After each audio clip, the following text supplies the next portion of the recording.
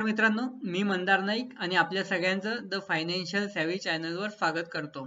आज आहे आपल्या टेक्निकल अनालिसिस सिरीजचा पार्ट 13 आणि आज आपण एक खूप सोपी आणि खूप सिंपल अशी स्ट्रॅटेजी बघणार आहे, जी खूप वेळा मार्केटमध्ये वर्क करते. याची प्रोबॅबिलिटी खूप जास्त आहे आणि मार्केट जसं मी आधी सांगितलं आधीच्या पार्टमध्ये की 70 to 80% साईडवेज राहते. तर ही स्ट्रॅटेजी साईडवेज मार्केटसाठी आहे. आणि ही स्ट्रॅटेजी आपण बघूया शेअर्स मध्ये कशी इम्प्लिमेंट करायची. या स्ट्रॅटेजीची पण आपली सेम कंडिशन आहे. या स्ट्रॅटेजीमध्ये आपला रिस्क टू रिवॉर्ड रेशो हा 1:2 राहील. ठीक आहे. तर आता आपण बघूया ही स्ट्रॅटेजी नेमकी काय आहे.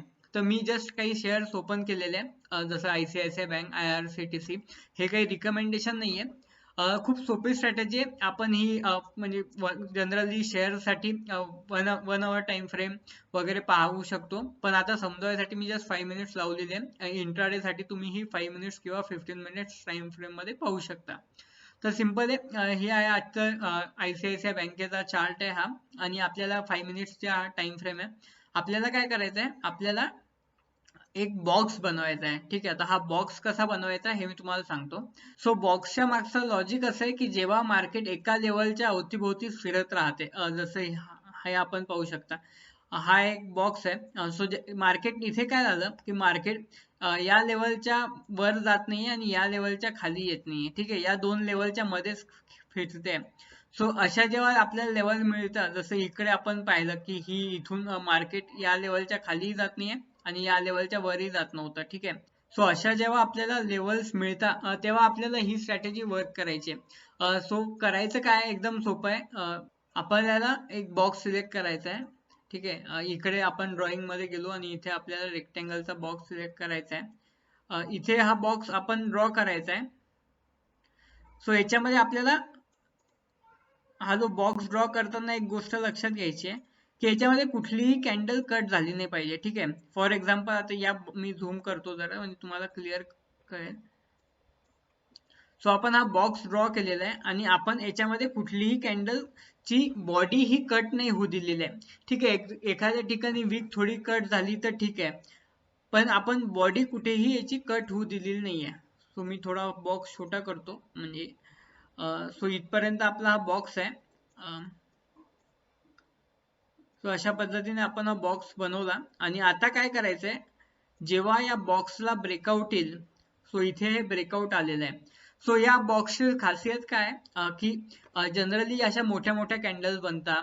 ठीक आहे. पण जेव्हा मार्केट बॉक्स मध्ये जाते ना, तेव्हा मार्केट, याच्या मागचं लॉजिक पहिले समजून घेऊ आपण. सो जेव्हा मार्केट बॉक्स मध्ये जाते तेव्हा काय होते की खूप जास्त कॉम्पिटिशन राहते बायर्स आणि सेलर्स मध्ये. म्हणजे बायर्स पण फुल व्हॉल्यूम टाकताय, सेलर्स पण फुल व्हॉल्यूम टाकताय. सो मार्केट कन्फ्यूज आहे, वर जायचं की खाली जायचं. सो अशा कन्फ्यूज स्टेट मध्ये मार्केट काय करते, अशा डोजी कॅन्डल बनवते, जशी ही डोजी आहे, ही डोजी आहे, ही डोजी आहे. किंवा हॅमर कॅन्डल बनवते, जशी ही झाली, ही झाली, ही झाली. सो मार्केटला कळत नाही आता आपल्याला वरनं प्रेशर येणार आहे की खालनं प्रेशर येणार आहे.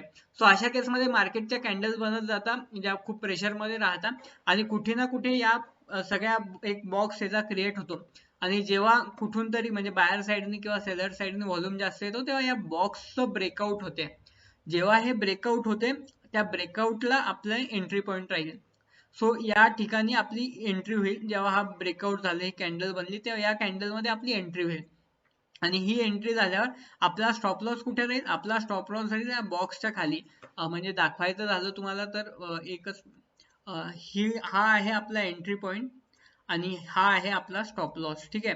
सो जेव्हा आपण ट्रेड घेऊ तेव्हा या स्टॉप लॉस हा इथे लावू आणि इथे एंट्री झाल्यावर आपल्याला पुढे जोपर्यंत मार्केट चालू आहे तोपर्यंत आपल्याला ते पाहायचं आहे. ठीक आहे. आपण आता असेच एक्झाम्पल पाहूया की असे किती वेळा बॉक्स आपल्याला दिसतात किंवा आपण किती हे बॉक्स फाइंड करू शकतो. सो हा झाला एक बॉक्स. आता इकडे आपण परत पाहूया की इथे एक बॉक्स क्रिएट झालेला आहे.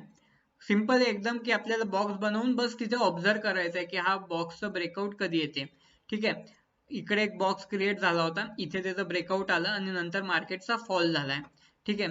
परत पाहूया, इथेही बॉक्स क्रिएट झाला, त्याच्यानंतर ब्रेकआउट आलं आणि त्याच्यानंतर मार्केटचा फॉल झाला. सो आपल्याला काय करायचं, आपल्याला फक्त बॉक्स मार्क करायचे. आपण आता IRCTCचं पण एक्झाम्पल घेऊया. ते मार्केट खूपच जास्त साईडवेज आहे, सो याच्यात आपल्याला बॉक्स ब्रेकआउट स्ट्रॅटेजी खूप वेळा कामात येईल. जसं आपण पाहू शकता 5 मिनिटच्या टाइम मध्ये इथे हा बॉक्स होता आणि हा इथे ब्रेकआउट झालेला आहे त्याचा, आणि नंतर मार्केट खूप वर गेलेला आहे. तसंच पाहू शकता इथे पण एक बॉक्स क्रिएट झालेला आहे, आणि आता आपल्याला ऑब्झर्व करायचं आहे की पुढे या बॉक्सचं काय होतं. सो जर बॉक्स वरनं ब्रेकआउट होत असेल तर आपल्याला बॉक्सची खालची बाजू हा स्टॉप लॉस राहील, आणि बॉक्स जसं इथे खालनं ब्रेकआउट झाला तर आपल्याला स्टॉप लॉसची बाजू ही वरची राहील, आणि ब्रेकआउट झाल्यावर आपल्याला एंट्री करायची आहे. जसं आहे इथे खालनं ब्रेकआउट झालेला आहे, या कॅन्डल मध्ये आपली एंट्री राहील, आणि नंतर 1:2 आपल्याला घ्यायचं आहे. सो ही एकदम सिंपल स्ट्रॅटेजी आहे. 1:2 हे टार्गेट आपल्याला भरपूर वेळा देते, आणि यामध्ये खूप आपल्याला जास्त पाहायचं गरज नाही आहे, फक्त बॉक्स बनवायचा आहे आणि जेव्हा ब्रेकआउट होईल तेव्हाच आपल्याला ते पाहायचं आहे. तर अशाच व्हिडिओसाठी द फायनान्शियल सेवीला सबस्क्राईब करा. तुम्हाला हा व्हिडिओ आवडला असेल तर जास्तीत जास्त लोकांपर्यंत शेअर करा, आणि लाईक करा, कमेंट करा. काही डाऊट्स असतील तर तेही तुम्ही कमेंट करू शकता. भेटूया पुढच्या व्हिडिओमध्ये.